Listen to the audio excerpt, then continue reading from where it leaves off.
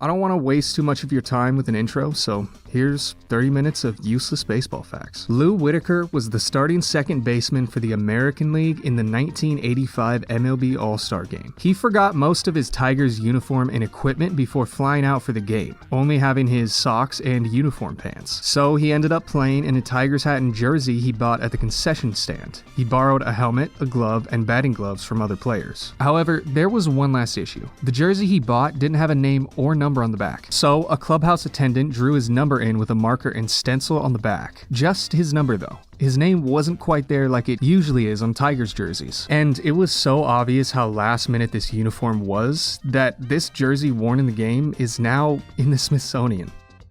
Shohei Ohtani homered in his first All-Star game as a Dodger in 2024. It was the first time a Dodger had homered in an All-Star game in 28 years, which is crazy for how many great hitters they've sent to the All-Star game since then. But if you got this fact from Bob Nightingale's tweet from the moment it first happened though, you may have accidentally believed that it was the first home run any player at all has hit in the All-Star game since 1996, since there were a few important words of information left out. Could you imagine that, waiting 28 years for a single home run to be hit in an All-Star game?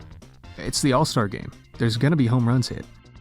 Since 1894, only 18 players in MLB have hit 4 home runs in a single game. Amazingly, there have been 2 in the same year twice, even though there's only been 18 in the last 130 years. In 2002, Mike Cameron of the Mariners hit 4 in one game on May 2nd. Almost 5. A 5th one flew out not too far off of a home run. And Sean Green of the Dodgers hit 4 in one game just 3 weeks later. Fast forward 15 years, and Scooter Gennett of the Reds hit 4 on June 6th, 2017, and JD Martinez of the Diamondbacks had a 4-homer game less than 3 months later on September 4th, which is still the last 4-home run game MLB has seen.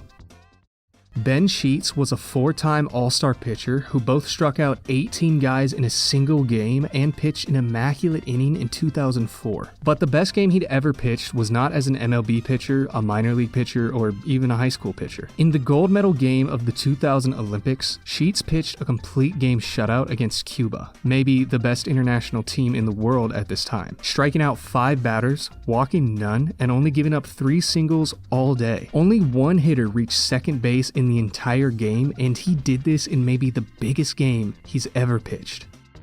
In 2014, to honor the 25th anniversary of Seinfeld starting, the Brooklyn Cyclones minor league baseball team decided to honor Seinfeld and went all out doing it. They had an Elaine dance contest, a postman threw out the first pitch to honor Newman, another guy they found who happened to be named George Costanza threw out another first pitch, guest character appearances, costumes in the crowd, junior mint toss, Festivus polls instead of foul polls, a quiet talking PA announcer to mimic their low talking bit, and they even temporarily renamed the stadium Vandelay Industries Park to share a name with George Costanza's fake company from the show. The 1 billionth Seinfeld reference they managed to cram into an otherwise uneventful night of baseball where no one really remembers what happened during the actual game. It was incredible. The MLB record for most tickets sold in a season is held by the 1993 Colorado Rockies, who sold almost 4.5 million tickets that season. What makes that even crazier is that they did this in their first ever season as a team, in a temporary stadium. Sharing the Mile High Stadium with the NFL's Denver Broncos, they had to wait until their 3rd season to get their own ballpark, but not before they led the league in audience for both of their first 2 seasons in history and set the record for fan support that's never even been touched since. Old Hoss Radbourn won more games as a pitcher in 1884 than the New York Mets won in any of their first 4 seasons. Mark Kiger made his major league debut for the Oakland A's in the 2006 playoffs. Coming in as a defensive replacement, he was the first player in modern baseball history to make his debut in the playoffs. And you want to know what makes it even weirder? He never played in a regular season game. Only playoff games. That was it for his entire career. The only player in MLB history to do that. And on a similar note, the only player to ever debut in a World Series is Adalberto Mondesi. I probably butchered that, I'm sorry. And at this time, he was known as Raul Mondesi when he made his big league debut for the Kansas City Royals in Game 3 of the 2015 World Series. Mondesi would, however, get 7 big league seasons worth of regular season games though, 7 more than Kiger ever received. In 1994, the San Diego Padres made Trajan Langdon the highest drafted player from Alaska ever when they picked him up in the 6th round of the MLB draft. The scout who found Langdon for them first found him when he was playing catch with his dad in the parking lot of a hotel. And the thing was, Langdon barely had any organized baseball experience. Being from Alaska and only getting to play high school ball in the spring, his seasons were only 12 games long. Langdon did sign and play minor league baseball, but that's probably not the story you know him from, because while he was still playing pro baseball, Trajan Langdon also became a star for Duke basketball. Having to play without a scholarship since he was literally a pro athlete in a different sport, he was a lottery pick in the 1999 NBA draft. He played 3 seasons for the Cleveland Cavaliers as the first Alaskan-born player in NBA history.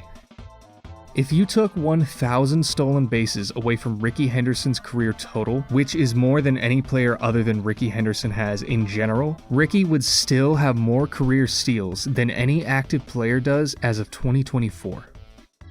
Carlos Beltran holds the record for most games played in World Baseball Classic history with 28, thanks to playing for Puerto Rico in the 2006, 2009, 2013, and 2017 tournaments. Playing in the most games also means he has the most at-bats in WBC history, and also the most time striking out in the WBC too. If you're wondering who's pitched in the most WBC games ever, that would be Fernando Rodney, who's pitched in 15 WBC games for the Dominican Republic, playing in the tournament all the same years Beltran did. By the wins above replacement stat, former Yankees outfielder Brett Gardner is the 23rd best Yankee of all time. That same WAR total he put up for the Yankees would have made him the best player in Miami Marlins history.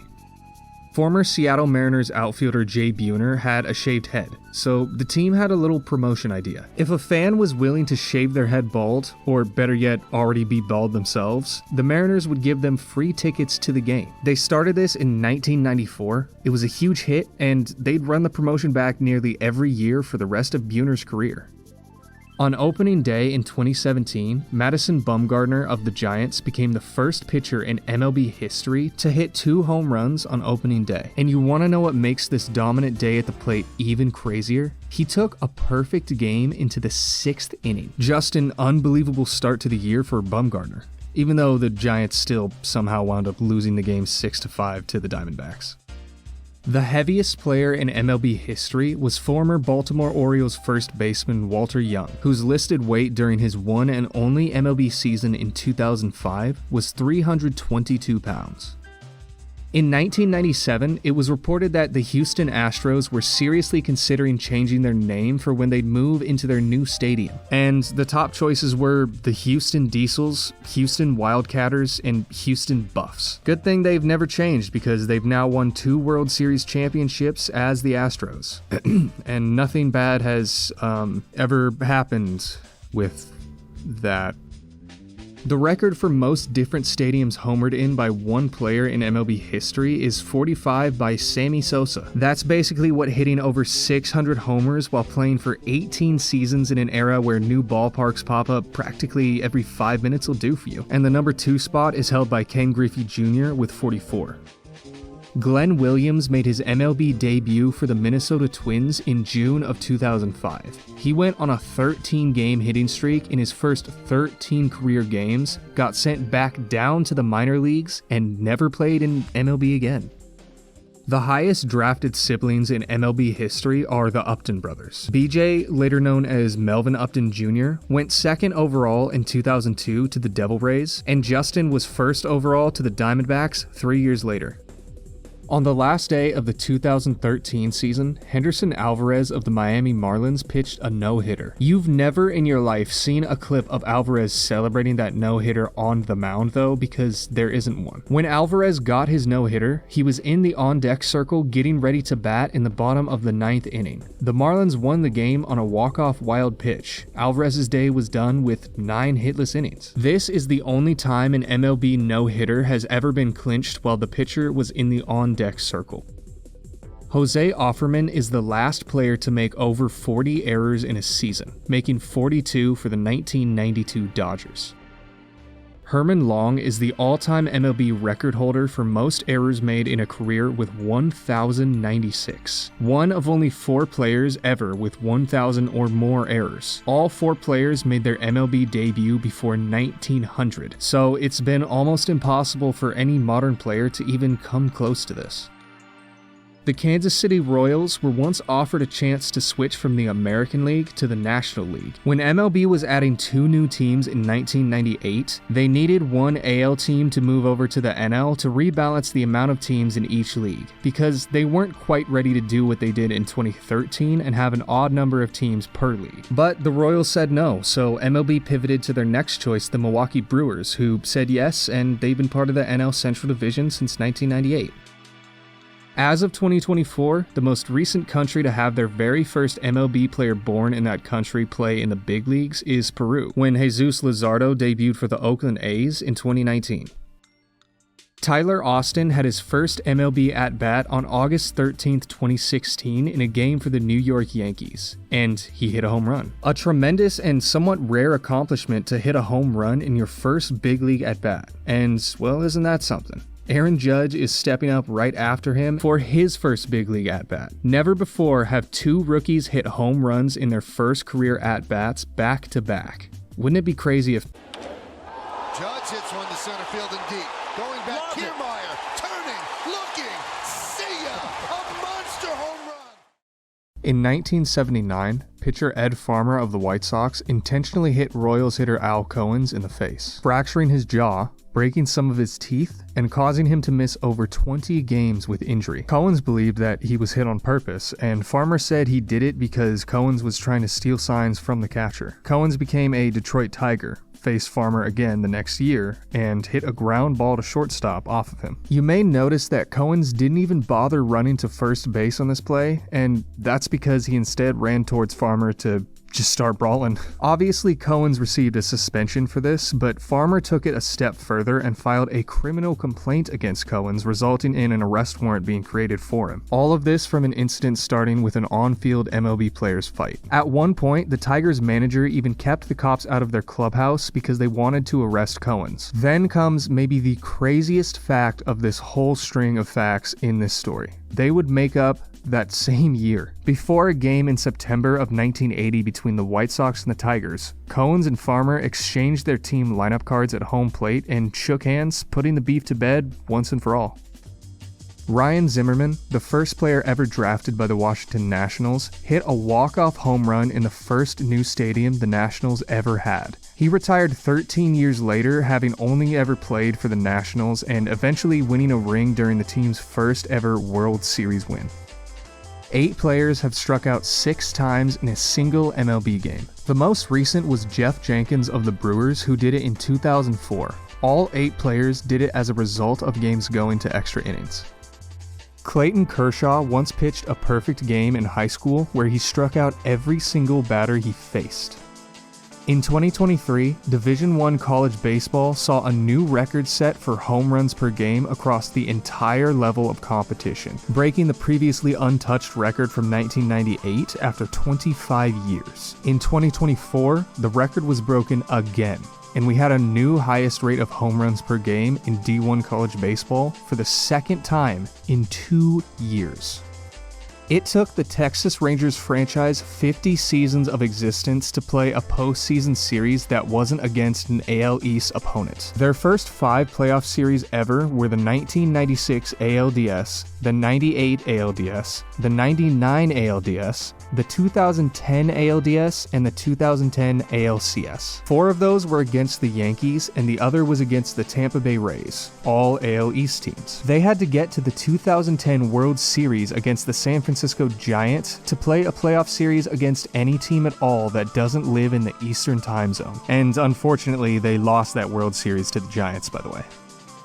The latest end to a game in MLB history was on July 2nd, 1993, when Phillies closer Mitch Williams hit a walk-off single in the 10th inning of the second game of a doubleheader. The time at the start of the game was 1:28 a.m. local time. The time at the end was 4:40 a.m.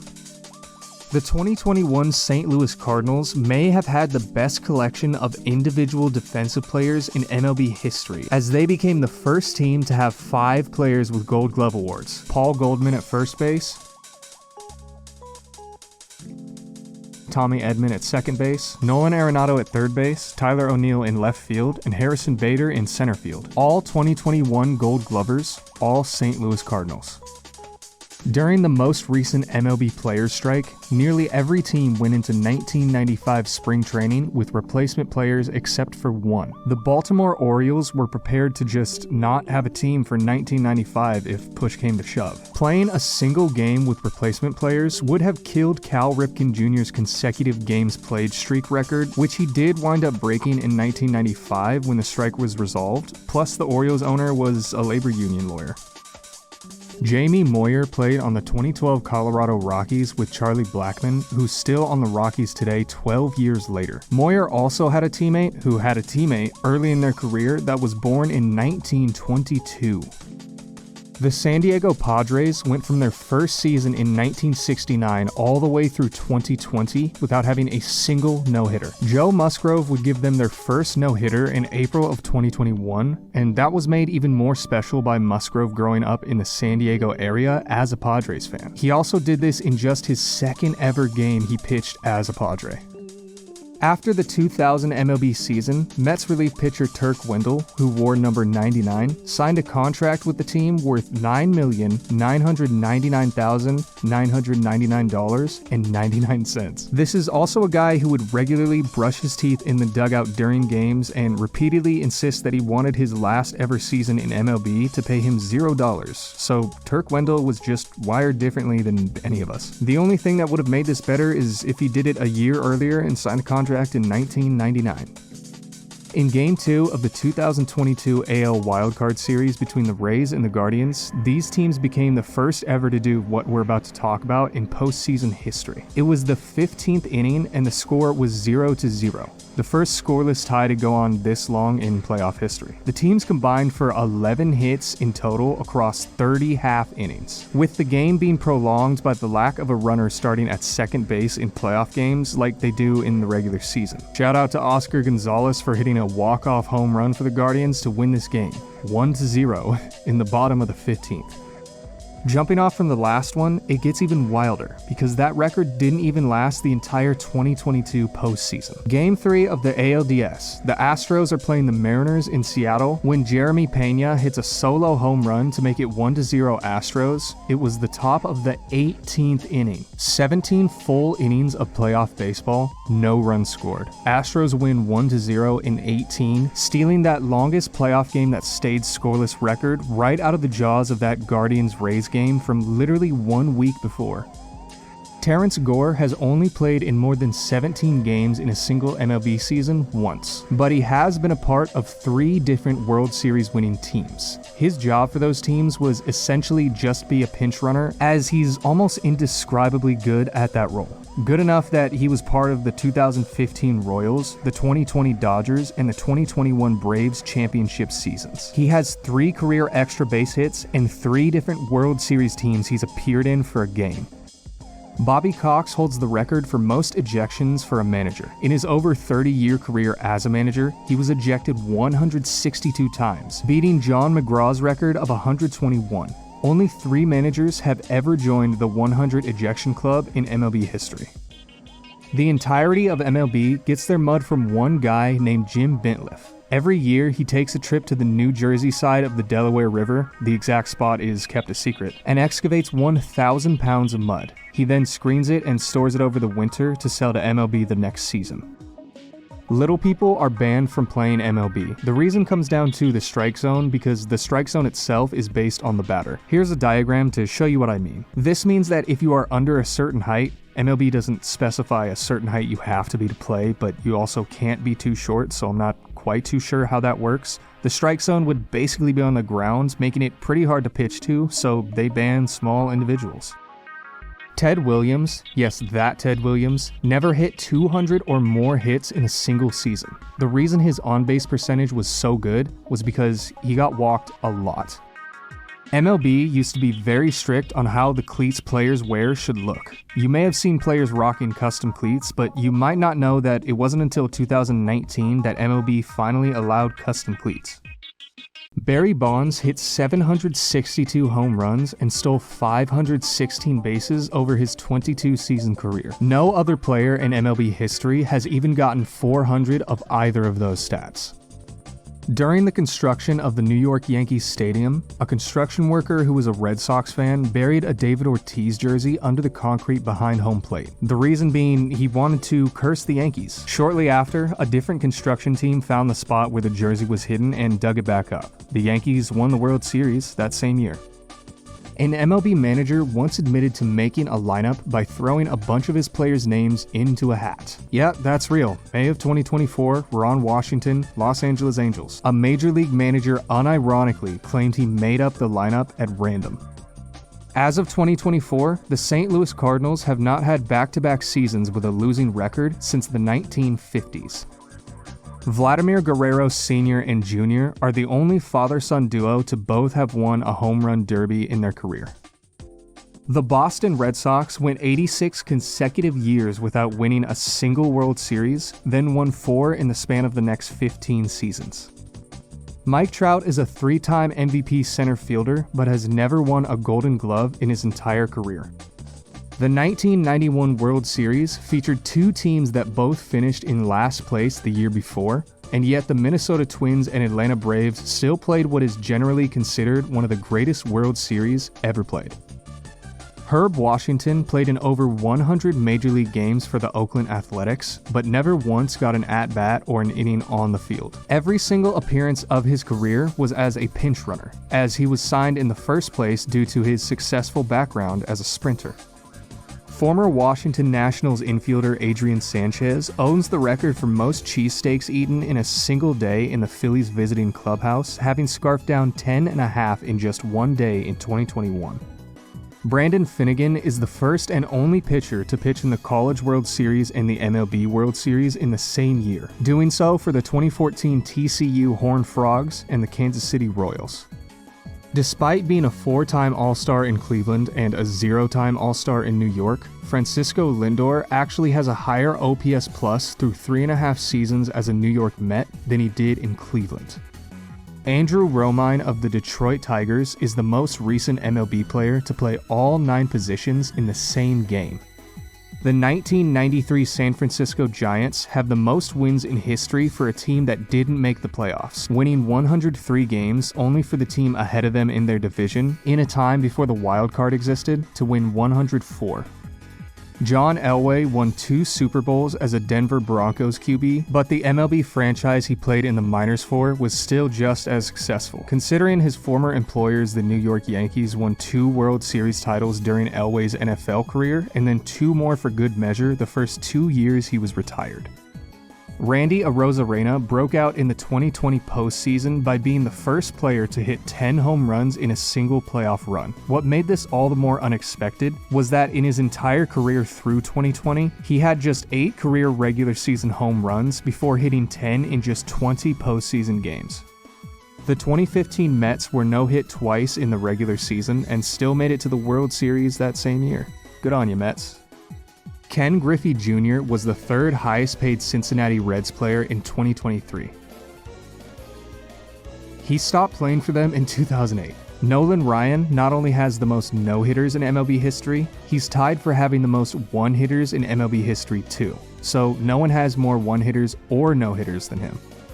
Dodgers outfielder Scott Van Slyke won the staring contest standoff against Cardinals pitcher Joe Kelly during the national anthem of Game 6 of the 2013 NLCS.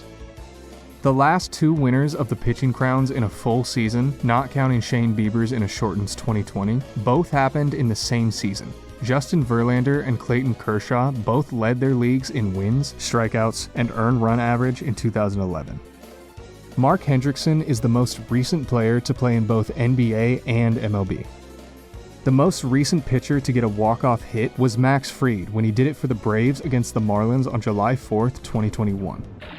The longest losing streak to begin a season was the 1988 Baltimore Orioles, starting their season with a 0-21 record.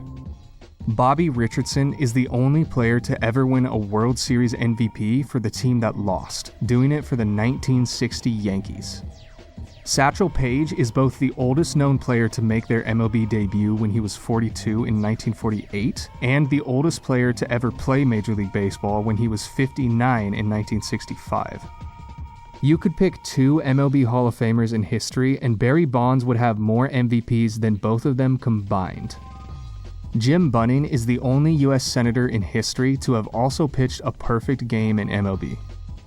JD Martinez had the most home runs in MLB history without one of them being a walk-off until June 13, 2024, when he hit his career home run number 321 and walk-off home run number 1. The Texas Rangers and the Colorado Rockies are the only teams to never have a pitcher win a Cy Young Award. Joel Youngblood, oh come on, that name goes hard, once had a hit for 2 different MLB teams in the same day, both off of future Hall of Fame pitchers. Thanks to their Canada Day alternates, the Toronto Blue Jays are the only MLB team to wear a red jersey that also directly signifies that they're supposed to be a blue team. Ted Turner, the billionaire guy who invented CNN, once managed the Atlanta Braves for a game before MLB said he couldn't do it anymore, so he hired Bobby Cox. If Jacob deGrom got 4 runs of support in every start he made in 2018, his record would have been 30-0. Joey Gallo has played in over 900 MLB games and has hit only 3 career sacrifice flies. Joey Votto didn't pop out to the first baseman until his 6,829th career plate appearance. Jeff Samardzija got traded across leagues right before an All-Star game when the result still counted for home field advantage in the World Series, so they made him just stand there in a generic NL jersey and disallowed him from playing in the game at all. Royce Lewis's idol is Derek Jeter, so Lewis recreated his mannerisms in the batter's box the first time he ever hit a Yankees stadium. Joe Nuxhall is the youngest player to ever play in MLB history. When he started playing for MLB, he was 15 years old. And when Paul Skeens was 15 years old, he attended Shohei Ohtani's first game pitched at home as an Angel. Skeens struck out Ohtani the first time they ever faced each other, and Ohtani hit a home run the second time they faced each other. Liam Hendriks is the first and only guy named Liam to play MLB, and Vinegar Bend Mazel was the only guy to ever go by Vinegar Bend. R.A. Dickey does not have a UCL. Doctors were shocked he could even do the motion of opening a doorknob, and he won a Cy Young Award for pitching for the Mets. What? The Pittsburgh Pirates almost delayed the production of Batman 1989 because Michael Keaton negotiated a break in his contract to be able to see the Pittsburgh Pirates playoff games if they happened to conflict with filming. The Pirates didn't make the playoffs. There are 7 different ways a batter can reach first base, and those ways are a hit, a walk, hit by pitch, an error, a fielder's choice, a dropped third strike, and catcher's interference.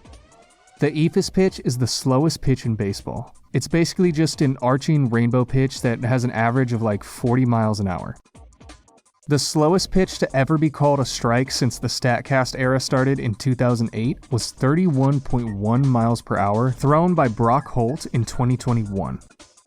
And on the other side of the coin, the fastest pitch ever thrown since the StatCast era started was 105.8 miles per hour, thrown by Aroldis Chapman in 2010 when he played for the Reds in a game against the Padres. The furthest hit ever recorded before the StatCast era was 575 feet by Babe Ruth when he played for the Yankees, and the furthest ball hit since the StatCast era was Nomar Mazara when he played for the Rangers, and he hit one 505 feet. The White Sox are the first team since 1988 to lose 20 games in a row, and they're only the 7th team in history to ever do that. If you pitched in an MLB game, allowed a run of any sort, and then instantly were taken out of the game never to play MLB again, your ERA would technically be infinite. Nolan Ryan holds the record for most walks by a pitcher in the history of MLB. He walked 2,795 batters. And on the other side of this, Barry Bonds has the record for most times being walked. Barry Bonds was walked 2,558 times. The triple play has only happened 736 times in the history of MLB since 1876, and even rarer is the unassisted triple play, which has only happened 15 times. And that's that. Thank you so much for watching. If you made it all the way to the end, maybe drop us a sub on the channel and leave a like. It helps us out a ton. I've also started making videos for my own channel, so if you want to check me out there, that'd be awesome. I'd really appreciate it. Anyways, I hope you enjoyed, and if you have a fun fact you want to leave down in the comments, maybe we'll make a part 2. Anyways, have a lovely day, gamers. Peace.